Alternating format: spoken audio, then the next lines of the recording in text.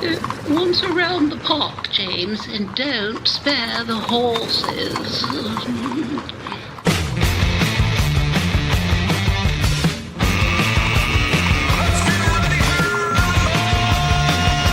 It's showtime. Well, here we go. It is showtime. It's Thursday, February the 20th. 1 month since inauguration. Boy, was that a hairy 4 weeks or what? And things are just going to get funner and funner and funner. So as we move on, and lots to talk about today on and off the campaign trail. And we have a full freaking house here at On the Ledge, your Ontario Politics podcast. And this is, of course, the daily edition. So let's get to it. Keith Leslie joining us, a regular on our Thursday roundtable. Tim Hudak's just wandering around the halls at Council Public Affairs. We'll tell you why in a minute. John Wright is here. He is our resident pollster. And John Tory, the former mayor of the city of Toronto. And Bob Richardson in the house as well. And, of course, he is a public affairs consultant. And I don't know that we've had six around the table before, but let's get at it, because a few things. And Bob, I want to start with you, because a couple of days ago, I think we were at the end of the show talking about some of the key important ridings where the leaders are going to be. And that day, Bonnie Crombie was in Hamilton appealing to the NDP voters to cast a ballot for the Liberals to, win the war for the purposes of healthcare, et cetera. And you and Brian Lilly got into, well, where will they be next? And you guys predicted Ottawa. And of course, no sooner had we signed off than it was clear that the Liberal campaign was going to Ottawa. What I want to ask of you is, what do you make of the NDP focusing so much on ridings that should have otherwise, or would have otherwise, thought to have been fairly safe, i.e. Toronto, where things are going? I think the NDP is in tough. I think they're finding a number of ridings are competitive that they were hoping were not going to be competitive. Ridings like St. Paul, as an example, is competitive. University Rosedale is tight. Obviously, there's a couple in Scarborough that are tighter than they thought. Fort York is another one. So they've got 5 or 6 challenging ridings in Toronto. That doesn't mean that they can't hold them, but it's more challenging than they would have expected. And they're playing a little bit more defense, I think, than they had anticipated doing.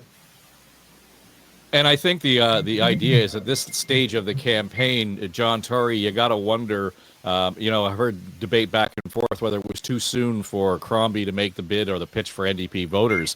If it puts any wind under her wings, it seems to be a good time heading into the final weekend before the campaign wraps up.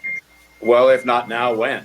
There's a week to go. So at the end of the day, it's not too early at all. And I don't think we can underestimate as well on both sides of this, meaning Crombie and Stiles, the impact of what's going on federally. Where Crombie is getting a lift from the fact that they were at the very depths of despair in terms of the federal party standing, and that has an impact, a washover impact on provincial politics. And of course, now you see polls coming out showing the NDP federally as low as like 11 points, which is unbelievable in terms of just what we've been seeing over time. And that can't help but have a negative impact on Marit Stiles. So, you see this tussle for opposition, which it's got to make Doug Ford feel not too bad. And I don't think it was too early to get into the so-called strategic voting thing at all, just because it's not, this week, then when are you going to do it? Tim Hudak, the idea that, there was projections out there early on or earlier in the month to suggest that the premier could have won 100 seats. That was sort of the middle of the seat projection and the modeling. Now it's back to, somewhere around 90. I know that sounds counterintuitive, but is he breathing a sigh of relief not having that? He's going to have a larger mandate, but boy, if he'd had 100 or 99 other MPs sitting around him, that might have been a bit of it's trouble. Tough room. By the way, I got in. So the hardest working guy in the office, Felix Burns, came and bailed me out. Felix, say hi to the On the Ledge audience. Safely inside the Council Public Affairs office. So, okay, no, you actually don't want that many MPPs. I mean, it's good for the record books, right? I mean, it's 3 straight majority governments. But let me tell you why that's not a good thing. Sometimes you can have too many MPPs. So, related story, when Mike Harris won a landslide in 1995, his team, the campaign team, were so pumped up, 82 seats. And then he said to his staff, we're getting some people we don't want. Now, I'll try to take that personally because I think I was number 77 on the list. But you know what? You may get some, there's just so much work to go around. And if you don't occupy these type A personalities, they're going to get in mischief. And we certainly, in the early years, had our share of that. We actually, telling all these tales out of school, one of our MPPs, I think, John, you know who it was, he actually turned his office into a bar. He didn't have an executive assistant. He had a bartender. Yeah. So all of the excess members would gather in there. The media would come in. There was a total source of leaks. So, yeah, good for the record books. You don't want to have too many. Yeah, well, Keith, the idea that you'd have all the new members coming in. I can remember the days when the media gallery, press gallery at Queen's Park would just be, salivating, waiting to be able to watch what they were going to do next or what they were going to do first in terms of coming out of the gate as rookies. Oh, absolutely. And this is, this is where hay is mowed by reporters. I mean, getting into all those backbenchers. Do you have any expectations of being in cabinet? Really? What position would you like to have? It's just so much fun. And so if a government has, as you say, the projections of 100 seats, which is, Tim says, good for the record books, not for managing a caucus, and not for, Ford has already managed somehow to get virtually every single member of caucus, all but one, I think, extra pay by some sort of appointment, junior minister, whatever. I mean, he's done that. You can't do that if you have 100 members. There's just not enough appointments to give around unless everybody gets a second parliamentary assistant. I don't know if that's going to fly. So it's just fraught with trouble. And of course, people who expect to get promotions, and what politician doesn't expect to be selected for cabinet, well, people who don't get into cabinet tend to bear a bit of a grudge for a while. So they can sometimes be turned into sources by journalists. So, this is what a government knows, and all the people around the government know, so that as, to say that winning a supermajority is maybe not what you want. But we are watching Premier Ford run a classic front-runner campaign. I mean, it's even beyond a classic. I mean, we used to complain they'd put the front-runner in a bubble and we couldn't really get at them. I mean, Premier Ford campaigned in the Niagara region yesterday and refused to tell any media where he was campaigning. This was actual campaigning. He was meeting with some workers at different places. He would not tell the CHCH wanted to send a camera along as their coverage area in Niagara. No media were allowed to cover the Premier campaigning for re-election 8 days from Election Day. I've never seen anything like that in my life. Well, John Wright, when we look at those, the modeling and the seat projections, I know there's some new polling out today. 338, though, still has the range for the Tories between 74 and 106. So the Premier still could get what he doesn't really want. And to everyone's point, where we're kind of laughing at, the possibilities of what could happen here, that could be a complete and utter distraction that the next Premier of Ontario doesn't need heading into the circumstances we face with the United States. Well, maybe in the circumstance with the United States, you can create a whole lot new positions that are going to deal with that. It's an extraordinary time. And if you take a look at the polling, especially done by Counsel Public Affairs when they put out the poll, it showed dissatisfaction with most of the other issues and that the government deals with, but it showed 53% of the public squarely behind the Ford government, and that this was the ballot issue, the Trump circumstance.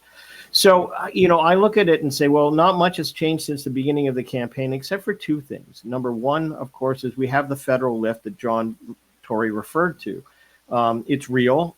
It's hypothetical based on Mike Carney becoming the prime minister. But nonetheless, what's happening is that the Tory vote is remaining about the same. The Conservative Poilievre vote is about the same. But what's being cannibalized is that the Liberals are scooping out the NDP. And that's where the fight is for Bonnie Crombie right now. So she said it at the end of the debate that's what she was inviting the NDP to do, is to cross over the line as is happening federally. But she's now continued the mantra. And she's also stepped up the voltage on what she's saying, because it's cutting through. She's the one, saying things that the media are now picking up on. The other thing it speaks to, though, is the kind of candidates you're going to have in the ridings, and they can make a big difference. I know now in St. Paul's, which seems to be the bellwether for every election, but federally, there's now rumors that Mark Carney may run here. There's polling that's being done that has been speculated on, that even probing for Evan Solomon to run in this riding. So, I mean, you start to bring in good candidates, good local candidates. The Liberals have picked up some good ones. I mean, Stephanie Smythe in St. Paul's is going to give the incumbent NDP, Jill Andrews, a good run for her money. So the lesson here is that local candidates at the end of the day can make a big difference. The only other thing I'd say, Dave, is the one unpredictable portion of all of this is the efficiency of the vote based on the weather. I mean, honestly, if a week from now we have another 8 centimeters of snow on, in areas which have not been plowed out, that is going to cause an issue in terms of some of the voting abilities of people to get out. People might just say, I've had enough, I'm not going out. But I'd watch the weather, because that will, in fact, change the efficiency of the vote for sure. Yeah, Bob Richardson, when we look at the modeling and we reference the idea that, Tories could still win 90 seats given that, but the Liberals and the NDP at 16 seats, that's sort of the middle of the range. But what I find most interesting, to John Wright's point, is the efficiency of the vote, because the Liberals are out polling the NDP by 10 points. Yeah, I think the Liberal vote is much more efficient than it was last time. I think that was the low water mark. I think it's in a bit better shape this time. And there are some seats that they should pick up this time that weren't available to them last time. Eglinton Lawrence is a good example of that. With the NDP candidate out of that race, it becomes much more likely that Vince Gasparo, the Liberal candidate, has got a good shot at that one.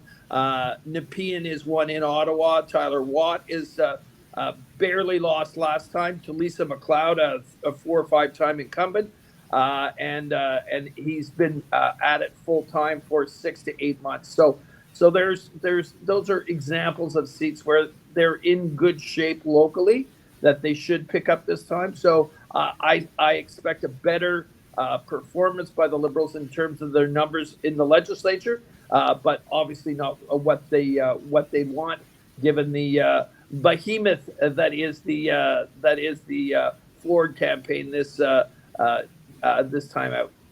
Well, Tim, when we look at the Tory numbers, though, and they really haven't moved a whole lot. The seat projections have changed, but they've always been kind of 44 to 46. There's some outliers there, poking up to the low 50s, but typically it doesn't matter the poll you're looking at, 338 citing. That's sort of where they've sat.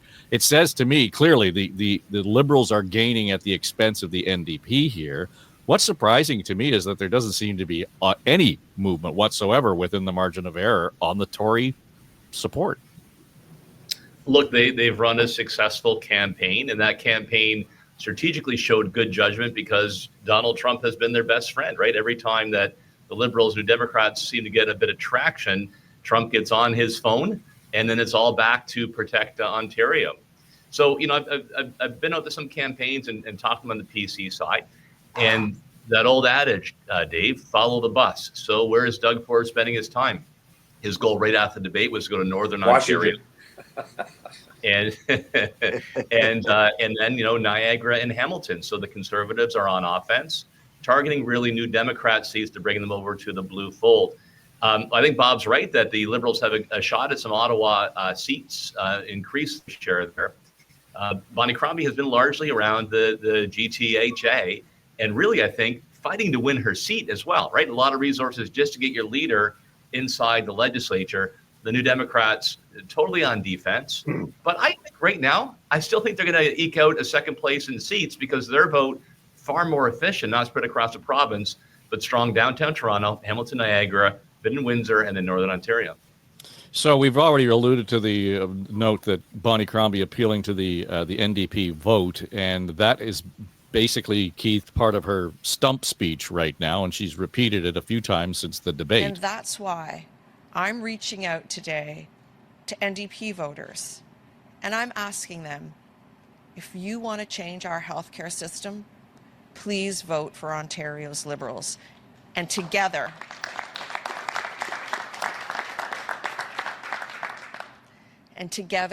we can change the government. I'm not sure that together they can change the government, but I thought it was interesting last night.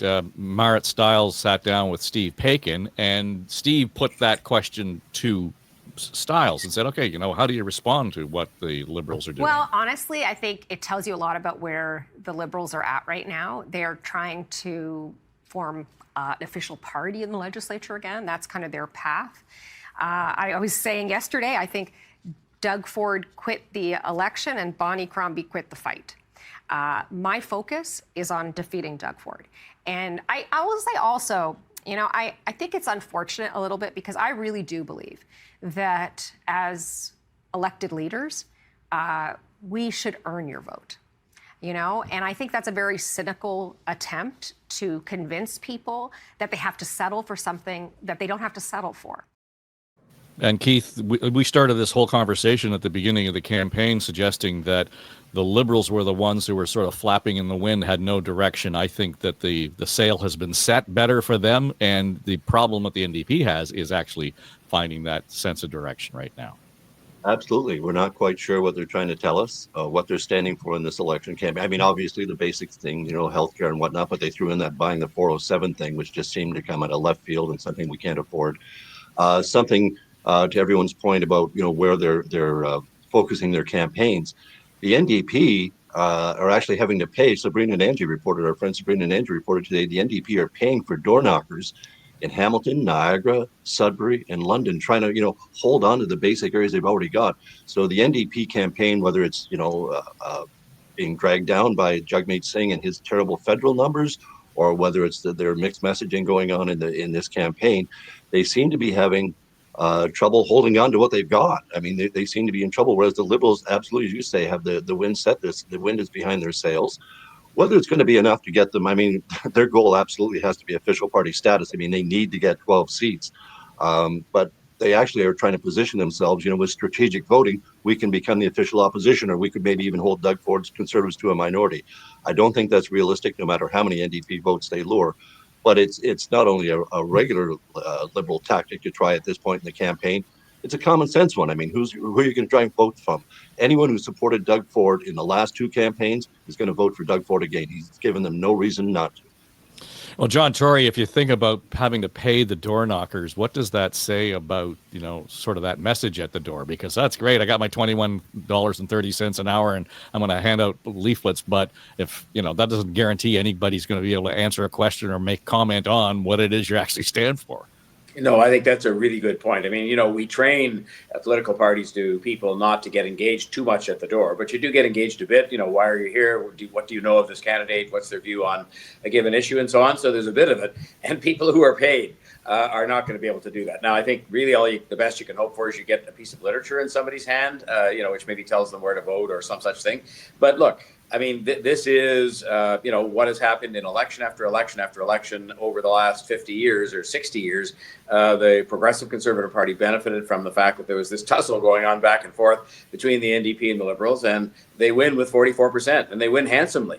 And, I think all this talk about the problem Doug Ford will have if he wins X number of seats, he still, and Tim and I have had the experience of walking in the door that says on the front of it, Leader of the Opposition. It's an honor to serve there, but it's not quite the same as walking in that door that says Premier of Ontario, and one of your problems is caucus management. It's a good problem to have walking in that door. So I know that the plan is to have the premiers go to Washington and meet with the governors. Hearing a lot about, the governors have got way too much on their plate right now, Bob, for the 13 first ministers to even be on the radar, never been on the agenda for any kind of conversation. In fact, Danielle Smith, I think, is bailed out on the meeting, so it's not even a priority for her anymore. All of a sudden, the whole got to go to Washington seems a little mucky. Yeah, this is a priority for the election. This is not a priority for the actual topic. This is more about theater than it is substance. But it will proceed because we are in the back moments of an election, and it has to proceed. But the governors are not interested. The Americans, frankly, are not interested in general. I think they will have difficulty even eking out the requisite amount of media that they would want for this. But look, it'll go ahead. It'll burn up the clock for another day in the campaign for Ford. In a very safe setting, which I think has been very smart on his organizers and in his campaigns front. Basically, there's only been 2 windows since this campaign had started where the opposition had a chance of getting its message out. One was when there was the suspension of tariffs for 30 days, which lasted for about 30 minutes instead of 30 days. So that window didn't happen. And the second window was the provincial debate, and there was a plane crash that day, and that blew that out too as well. So there's been no oxygen in this campaign for the opposition, and a day in Washington is another day with no oxygen for the opposition. Well, and it's also another day that the media, our media on this side of the border, John, doesn't get to, ask or speak to the premier. Yeah, and that hasn't really been a problem for the campaign at all going forward. So, but it does leave the door open for the 2 other candidates to get on the map, to do something to make some noise. And as I said, Bonnie Crombie's done that in the last few days. She's made some comments that have caught slices in the media, and she seems to be leading that. I'd like to also suggest, the big quandary for me in all of this is Mike Schreiner. I think we have to, all of us would say we all like Mike, and I hope after I say this, he continues to like me, and he's a fine chap. But when I saw him on the podium the other night, and then I saw him yesterday in the media, I don't know what's green about that party anymore. I just think it's Mike Schreiner's party, and it happens to have a label called green. But when you're in there arguing about, infrastructure, budgets, ODSP, like it's just all over the map. It's not even tied to the key element. It means that, getting a couple of seats, maybe getting, yet another one, you got to reflect on that and say, Mike had his chance to be the leader of the Liberal Party. It wasn't that long ago that he was offered almost on a silver platter to come over and do that, and he pondered not to go back to the Green and went back to the Green Party. It just isn't having the impact anymore. It's just got, a small percentage of vote and small percentage of seats. So it's been an interesting campaign watching the Green Party, because he's actually taken it to an area where it's just like a regular party. It's just really small and really green. Dave, can I just comment on Washington to say one thing? And it won't matter in the big scheme of things, but this is where you might pay a price for going 9 days without talking to the press. And I understand the low bridging and what did you call it earlier on, the front runners type campaign where you keep your head down. But 9 days is a long time. And in Washington, I think it just could lead to a day of very bad stories, where they sort of say the whole meeting was a bust, and back to the points others made that, nobody really cared they were there, and the Doug Ford, wasted time away from Ontario and all this. I don't think it'll matter, but I think it could lead to a day of bad stories just because people are saying, fine, if you're not going to see us, then, we'll write you up in a worse way than might otherwise have been the case. Tim, you went down for the first meetings in Washington. Is it really necessary to go for 2? Yes. Look, I'm going to disagree with my friend from Bob here. Number one, Danielle Smith is probably back home because she's facing a government that's in flames over a health ministry scandal on the awarding of contracts that's calling resignations in her own role, right? So I understand that. Look, this is a roller coaster. This roller coaster is going to have ups and downs, twists and turns for probably at least 6 months. I think every step that you take to talk to governors, to talk to decision makers is going to be helpful. And I disagree too. I think they are listening, but here's the catch. When we were in Washington, D.C., what we heard from American decision makers was, yeah, we agree. Like, we should turn our trade guns on China. We like Canada. You're absolutely right. But I'm not going to stick my head out right now because President Trump, the Republicans, has such momentum. He's, running all over the place. So the countervailing push here is Republicans are afraid to stick their necks out right now, and the president can be vengeful. I think that does turn. So I think every step, it helps Doug Ford in the campaign for sure, but every step to build a connection and drive the message, you got to take advantage of that and help us get to flat track eventually. So, John Wright, if that's the case, and we all acknowledge that there's a whole lot going on in Washington, but let's just take a step back. All we have right now from the Trump administration are dates. We're going to do this on this date, and everything seems to be pushed out, a week or 2 or a month or whatever it has to be. And I don't know, and others may, whether or not there's been mechanism put in place to actually implement or take care of the tariffs on the other side of the border. What has to happen and all of that. So there seems to be a come soon feel about all of that. And I understand why people are anxious. But when you put that against the backdrop of everything else that's going on, including the war of words between Trump and Zelensky and Trump's apparent effort to create peace without Ukraine or the Europeans involved, I can see how, in a strange way, that distraction might actually be helpful in terms of what happens with the tariffs. I suppose that with all of the chaos, it's hard to pick, to keep your eye on one ball that's going on, and especially with the escalation now that it's involving Europe with not just the tariffs, but just the international security dynamics of it all.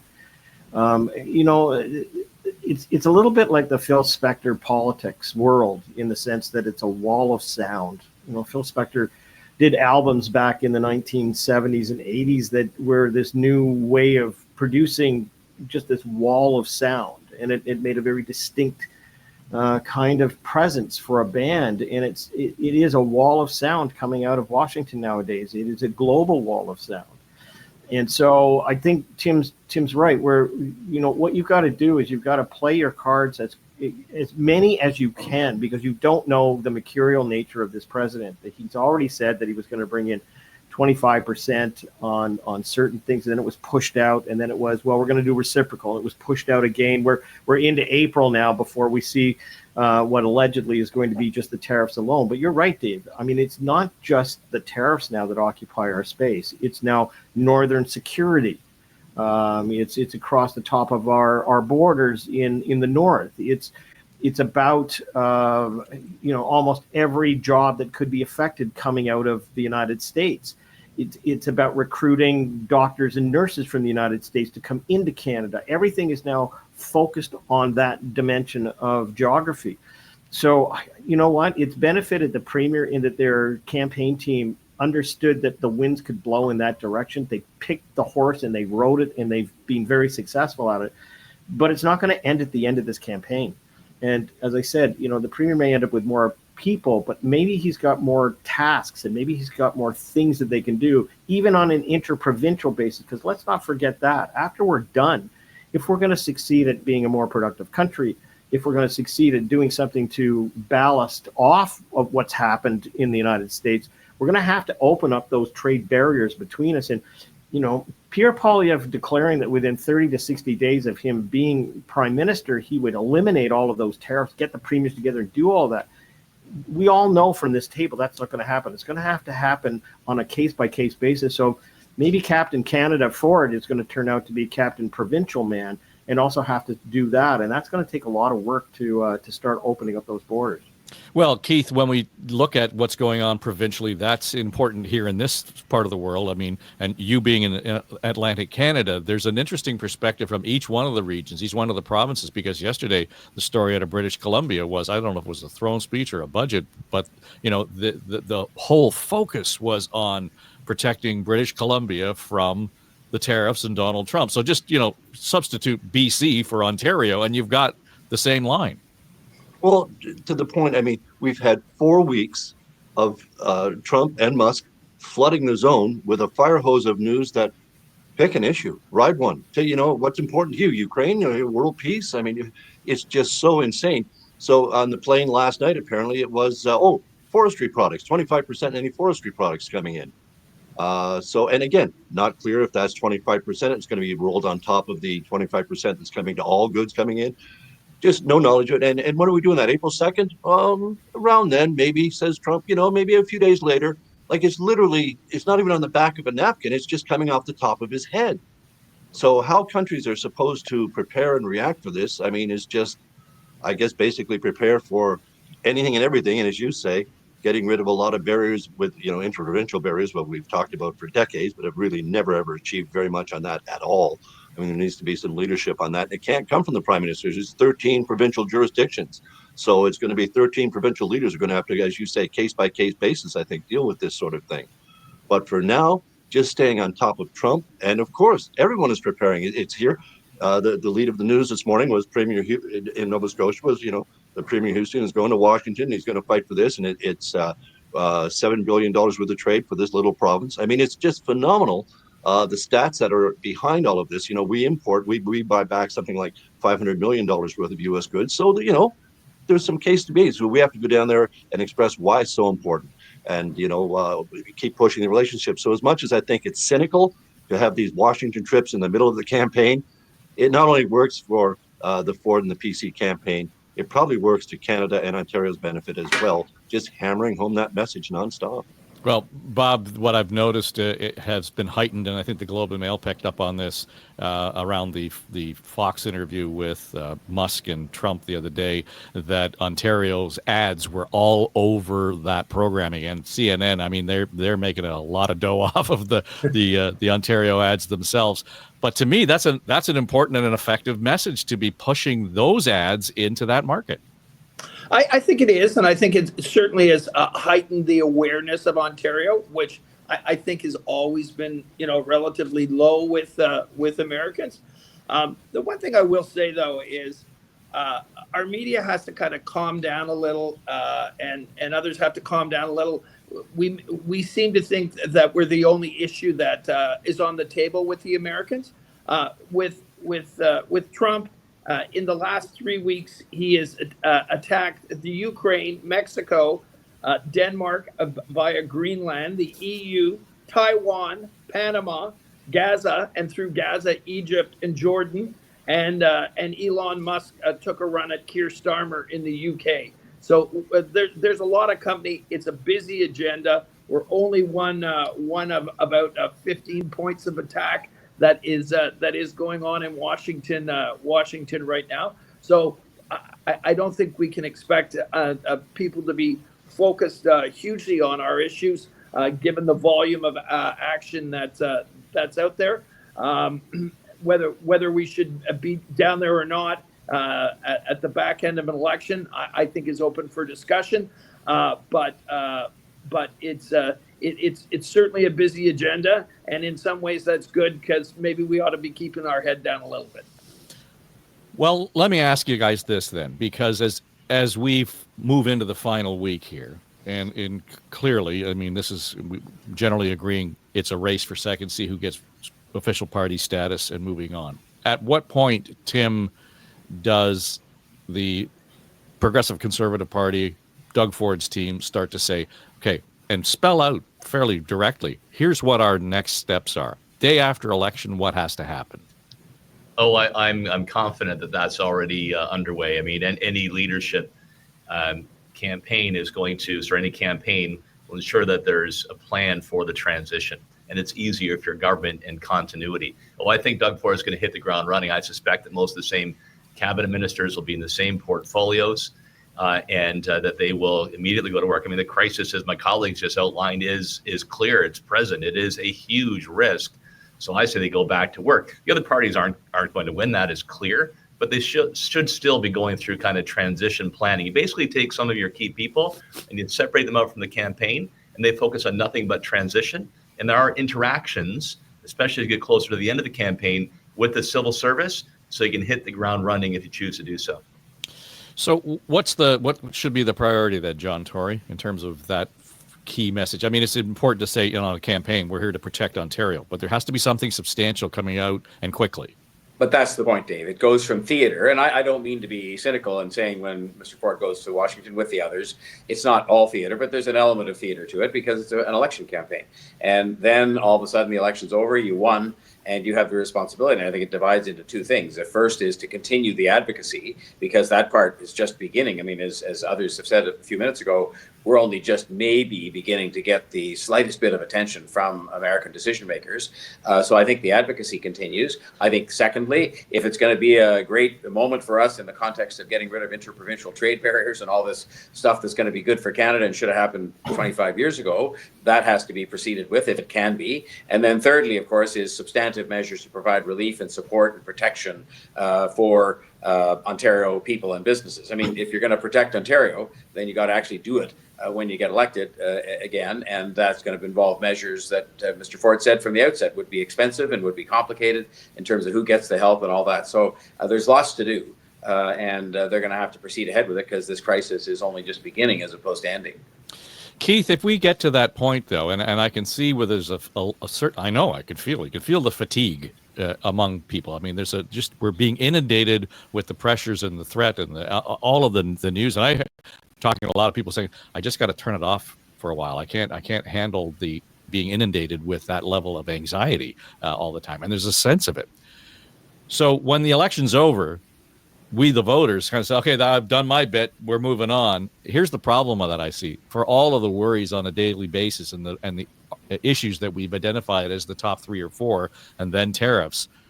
They get backburnered again in the first part of this government because the focus will then still be on tariffs, which I'm not suggesting we shouldn't. But healthcare is really a problem. There's still a lineup for doctors in Walkerton. All of those things don't go away. No, I think what we'll see, and I expect to see actually, is something like, a first 100-day plan. Here's what our government's going to do in the first 100 days. And as Tim said, to get the civil service on side probably in the next week or so. Here's some things we really need to get done, that we really want to get done to show that we're tackling some stuff. So just before or during the election, they had Dr. Philpott, going to address the family doctor shortage. Okay, well, then let's get to the closures of emergency departments in smaller communities, because it's happening way, way, way too often. And people are scared. They're scared if they need an emergency room on an evening or an overnight. How far they're going to have to drive, in what kind of weather conditions. So this is a huge, huge issue. They need to address that as well. Homelessness, I mean, they need to come back and say exactly how they're going to help the towns clear these encampments and get the services for people. I mean, we all know the goal, but we have no details on how this is actually going to get done. Something that they can attack in the first 100 days, and something as well, they have to do something on their signature housing file. I mean, the latest stats came out for January. Again, we're below the national average. We've built the fewest homes that we've ever built in January. What is going on with the housing file in Ontario? This was a signature program for the Ford government. They need to do something to get that back on track. And as I say, something, right, as you say, a lot of people are tuned out, and especially with the President Trump just coming nonstop with all this stuff. It's so much, it's rattling people. They don't want to watch the news or anything. But government still has to act, and I think they have to act quickly in that first 100 days or whatever period they pick to show that they really got some major issues that they were criticized on during the campaign. They need to address them. And, there's some very vulnerable things in the healthcare sector. They need to take some serious action and show at least they've got a plan to address them, not just, hiring Dr. Philpott. Well, the final week, then, John Wright, when we look at the getting the vote out is going to be the issue. But I think you've already made the point. Getting the vote out. Somebody yesterday said, get the shovel out, get the snowblower out, everything else that goes with it. This is a different get the vote out effort.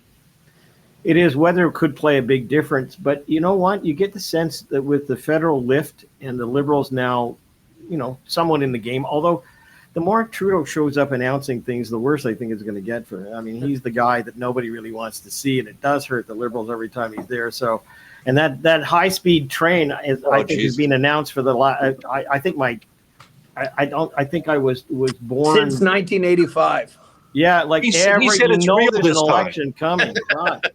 So here's what I would say. I think you've actually got all 3 parties and their voters open to getting out and voting. It's not like they're sitting on their hands.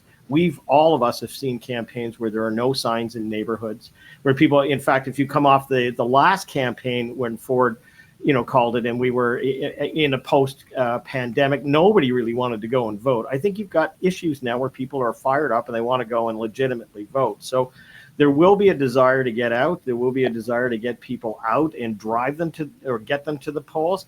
The issue to me is how fast the Ford government's going to come back to the ledge and how fast it's going to actually pivot to some of these other issues. I'll be interested to see the following, Dave. Afterwards will be, when does the legislature come back? When does it have its throne speech? What are the priorities? Will the cabinet stay the same? Now's the time to shuffle it, because if you're going to go back with the same crew, you're going to stick with the same things for the next period of time. Do you take emissaries and you find 28 MPs that you got nothing for them to do and say, hey, any of you guys got roots in any of the other provinces? So what we'll do is divide you into 3, and each one of you take a province, and you're going to reach out to the chambers of commerce out there. There's a lot of innovation that can happen now, because it's not just business as usual. So I think the last week of this campaign is going to be, yes, focused on getting the vote out, but more importantly, it's going to be the battle between the Liberals and the NDP to see who, in fact, can get the many ridings that Bob talked about, who's going to win those stakes, because that, in fact, is going to determine who the opposition party is, and it's going to be maybe a lot different than it was before. Well, I think it might have been Brian Lilly was on this week, and he was suggesting that some of the Tory strategy is to go out to ridings where there's no possibility of them winning. Just they want to have the Liberals and the NDP duking it out and split the vote. So, I mean, that's some pretty nuanced stuff out there. But, again, back just before we go to the question of how quickly does this government have to come back? I mean, it's almost as if we need, I dare say in italics and bold, a war cabinet to deal with some of the stuff that's going on economically south of the border. So we can't bring back the same cabinet, can we, Bob? Oh, I think a lot of the key players, they've got a lot of pretty solid people in that cabinet. Peter Bethlenfalvy, I think, is a very good finance minister, as somebody I think any party would be happy to have running on his ticket. I think their labor minister has been very solid, Dave Piccini. So I think there's a number of people in economic portfolios. Vic Fideli's been a good salesman for Ontario on the road. I ran into him in Washington just a month ago. This is they've got a pretty good team there. They will reconstitute it and make a few changes here and there, but they've got a pretty solid team, a pretty solid leadership at the Premier's office, so they can proceed, I think, on a pretty fast basis.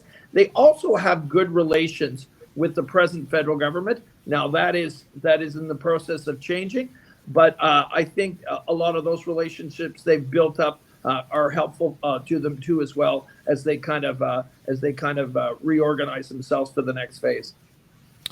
Yeah, it'll be just interesting, John Tory, to see how that dynamic plays. I mean, Ford and Poilievre, Ford and Carney, how does all of that kind of play into it as well? Even yesterday, the idea of, okay, if we win and we have Poilievre, it's not necessarily going to be an easy ride for a Ford government in Ontario. It might be better to have Carney in the seat.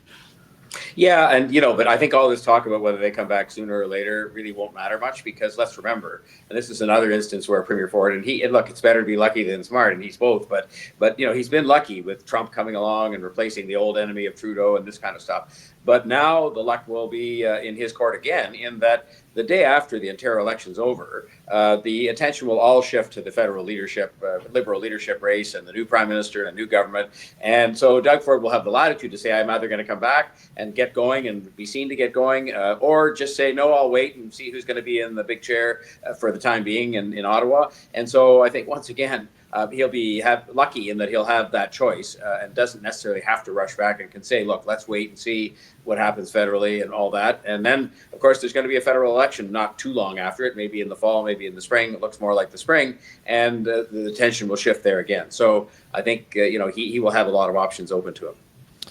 All right, well, let's leave it there, and there'll be still lots to talk about between now and next Friday, which is the day after the election. So thanks to Keith Leslie, John Wright, Tim Hudak here, Bob Richardson, and John Tory. It's always good to have you guys around the table, and we'll be back at it again tomorrow. It is the daily edition of On the Ledge, your Ontario Politics podcast. And if you are watching on YouTube, you can just follow the subscribe to the channel, or you can listen to us on Apple, iHeart, Spotify, etc. Leave us a comment, and if there's something in the program that you want to comment on, go to my website, davetrafford.com, and hit the talkback message button. Leave us a note, and we'll be happy to include it in programs. We're getting all kinds of interesting feedback on the YouTube comments as well, and some really thoughtful stuff in terms of how we see ourselves vis-a-vis against the Americans and what's going on in there and how that's playing into our politics. So thanks for engaging. All right, that'll do it. This is On the Ledge, your Ontario Politics podcast. I'm Dave Trafford for Story Studio Network.